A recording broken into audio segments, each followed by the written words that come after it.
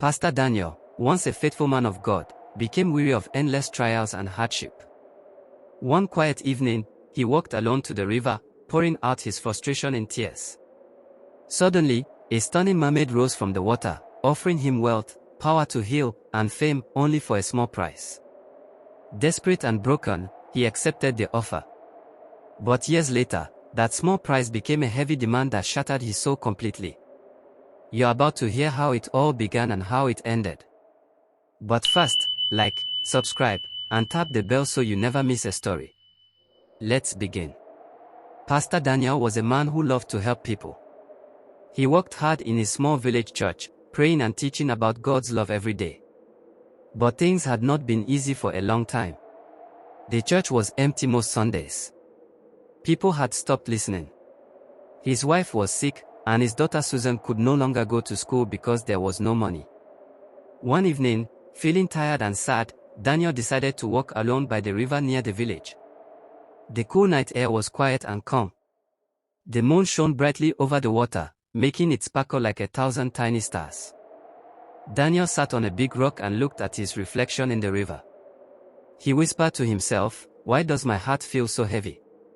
Why do my prayers feel like they disappear into the wind?" As he sat there, he heard a soft voice. "Why do you cry, Daniel?" it asked. Startled, Daniel looked around. From the water rose a beautiful woman with shining scales on her arms and long hair that flowed like the river itself. She was a mermaid, the keeper of the water, called Mommy Arrow. "Do not be afraid," she said gently. "I have watched you. I see your pain."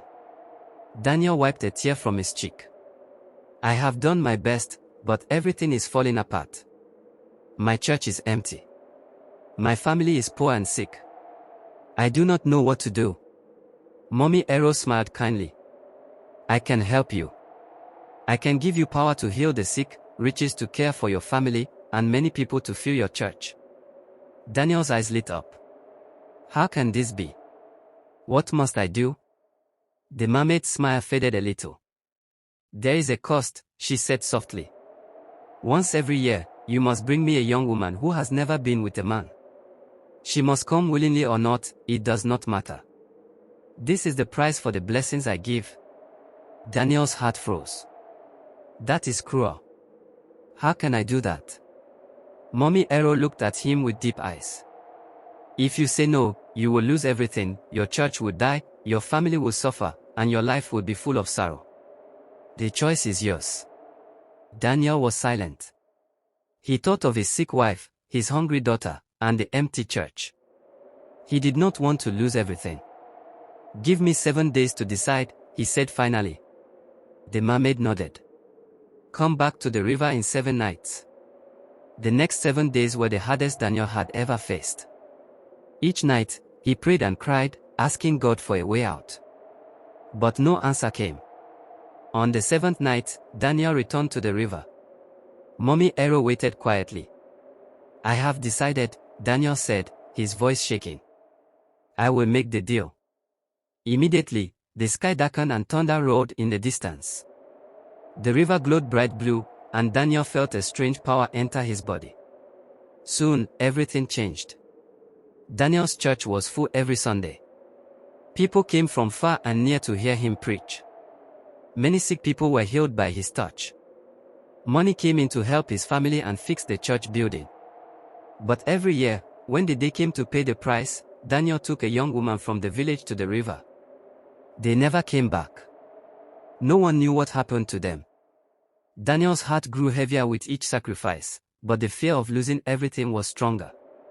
One year, Mommy Arrow told him, "Your daughter Susan must be the one." Daniel's blood ran cold. "No.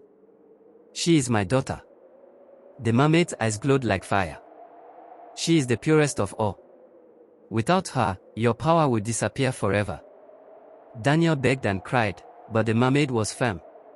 With a trembling hand, Daniel took Susan to the river. Susan was afraid. She looked at her father with tears in her eyes. "Daddy, why are we here?" Daniel could not answer. At the riverbank, Mommy Arrow appeared, shining like a queen. "You belong to the river now," she said to Susan. Suddenly, Daniel felt his power leave him.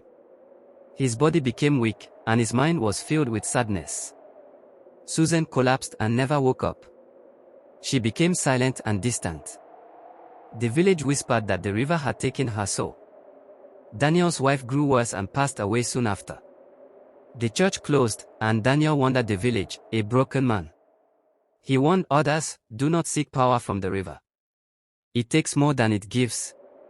Sometimes, at night, villagers say they see a pale girl in white by the riverbank, waiting for someone else to come.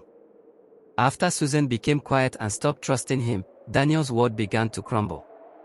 The happiness he once knew vanished, replaced by fear and loneliness.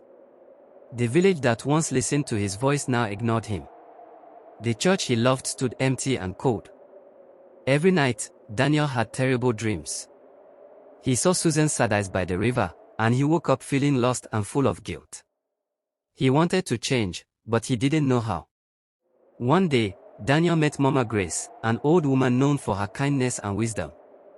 He told her everything, the deal he made by the river, the young women who disappeared, and how he had lost his daughter's love. Mama Grace looked at him kindly but seriously. Daniel, taking power by hurting others is never the right way. It brings only pain and suffering. But if you truly want to make things right, there is still hope. Daniel begged her, please, tell me what to do. I cannot live like this anymore. Mama Grace handed him a small, worn book. This book has prayers and teachings to help you seek forgiveness. But the path will be long and difficult. You must be patient and strong. Daniel took the book and began his journey. He stopped going to the river and spent his days helping the villagers. He cared for the sick, fed the hungry, and shared stories to warn others about the dangers of seeking dark power.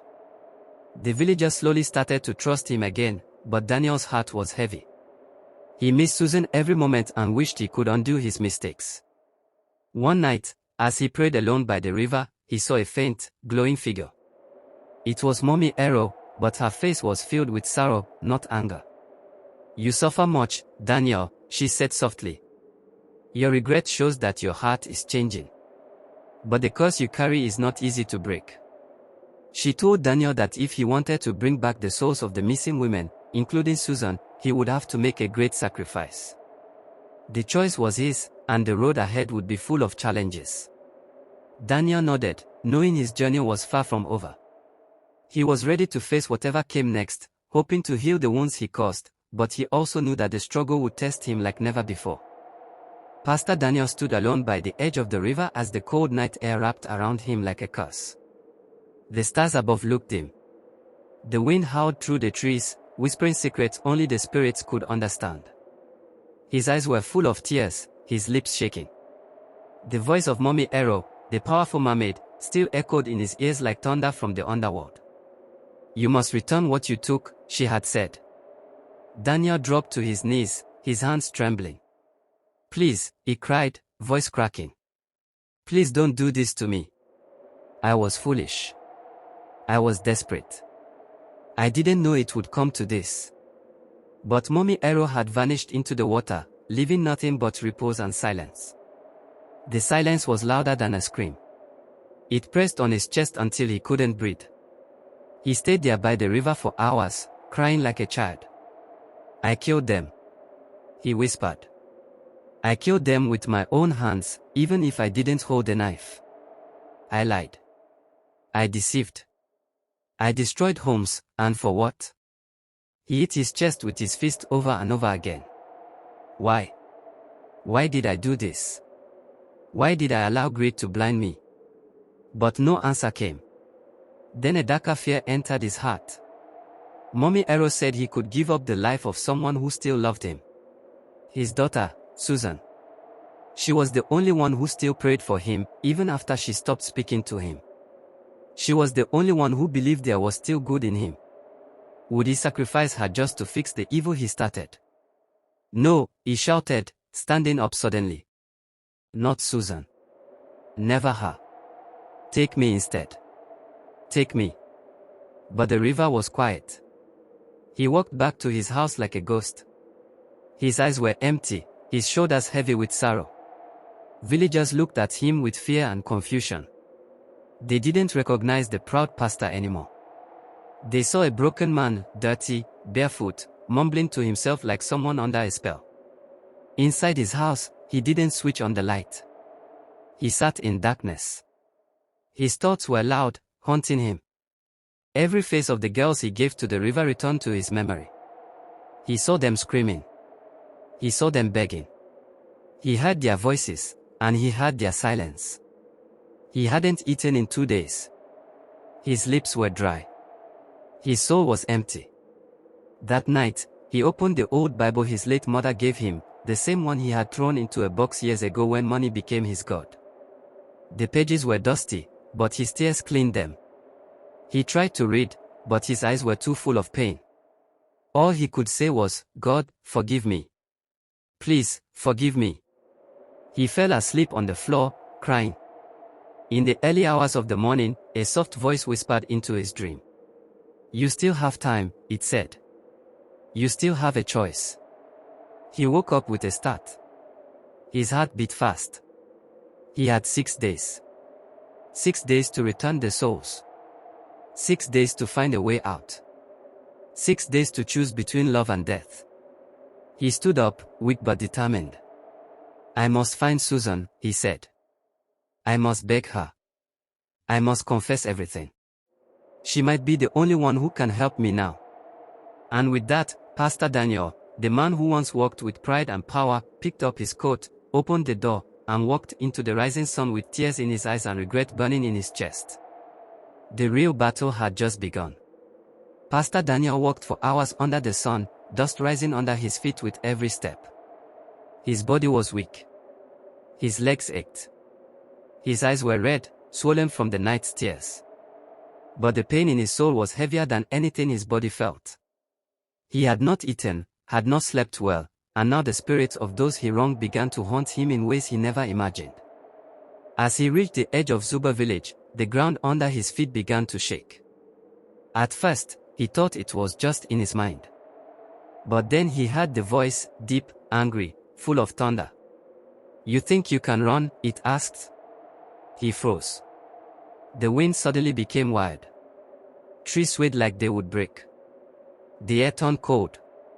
Very cold. Then, out of nowhere, a swarm of flies rose from the ground around him. They buzzed in his ears, entered his mouth, and filled his eyes.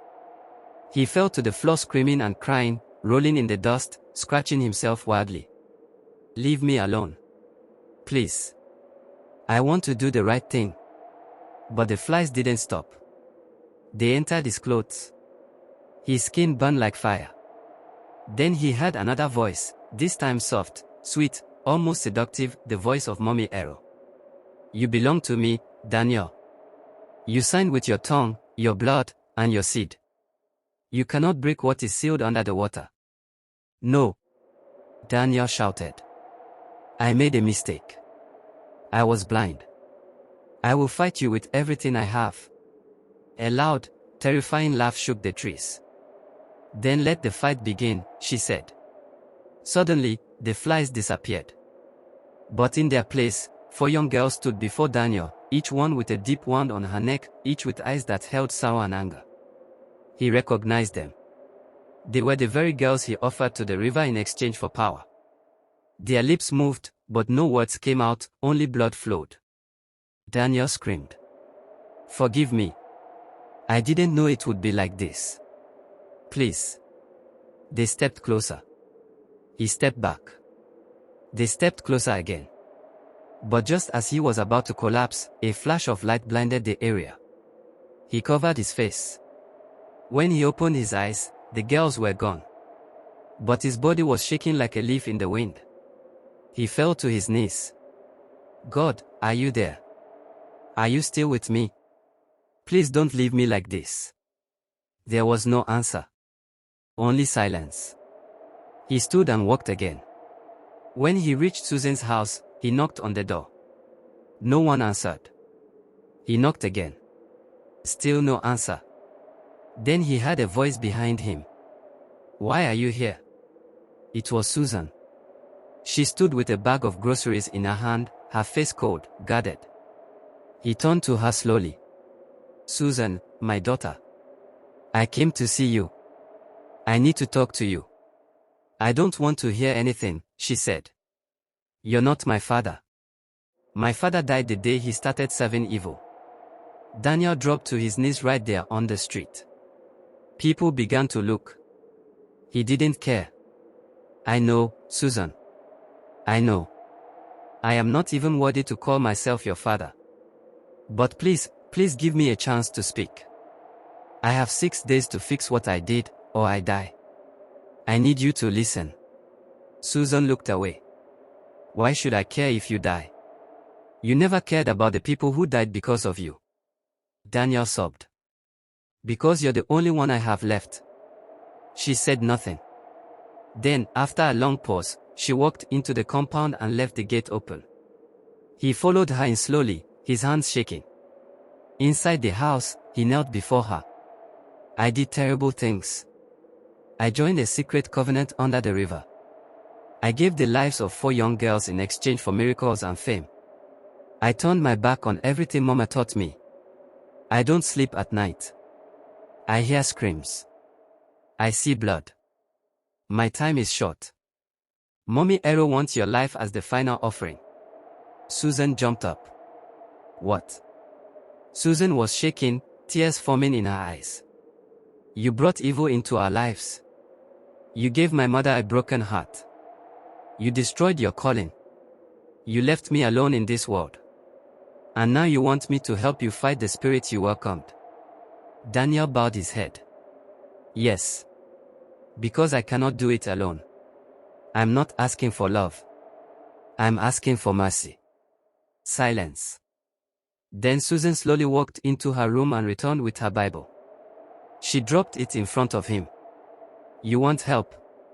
Then get ready to fight like you've never fought before. We are going to war. Daniel's lips trembled. Thank you. But, she said, pointing her finger, if you ever think of sacrificing me, even for 1 second, I will call fire from heaven to burn you alive. He nodded. I understand. That night, they knelt in prayer. But before they even said one word, the lights went out. A loud scream came from the window. And the floor began to bleed. The real war had just begun. To watch out for the concluding part of this story, do well to subscribe to this channel, give this video a like.